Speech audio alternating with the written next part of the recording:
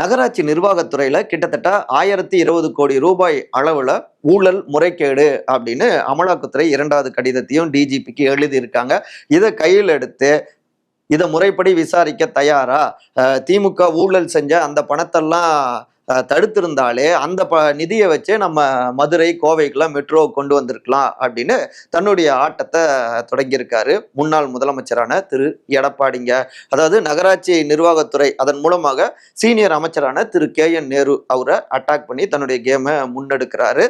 இன்னொரு பக்கம் இது எல்லாமே அமலாக்கத்துறை பாஜகவுடைய கைப்பாவை போல செயல்படுறாங்க, இவை எல்லாமே தவறானது, நான் சட்டப்படி இவை எல்லாவற்றையுமே எதிர்கொள்வேன் அப்படின்னு அவரு பதிலடி கொடுத்திருக்காரு திரு KN நேரு. இதுல எடப்பாடி அவரை பொறுத்த வரைக்கும் அதிமுகவை சுற்றியும் பல பிரச்சனைகள் இருக்கு.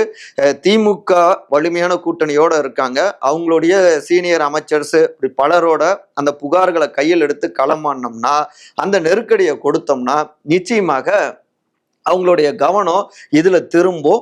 அதிகபட்சம் அவங்களுடைய சொந்த தொகுதியில மட்டும்தான் அவங்களுடைய கவனம் இருக்கும். அவங்களுடைய பொறுப்புகள்ல இருக்கக்கூடிய மற்ற தொகுதிகளில் கவனம் செலுத்த மாட்டாங்க. அந்த இடத்துல நம்ம இறங்கி அடிக்கலாம் அப்படின்னு ஏற்கனவே உள்துறை அமைச்சர் திரு அமித்ஷா அவருக்கு சில ஃபைல்ஸ் எல்லாம் சீனியர் மினிஸ்டர் சம்பந்தமான ஃபைல்ஸ் எல்லாம் கொடுத்திருந்தாரு.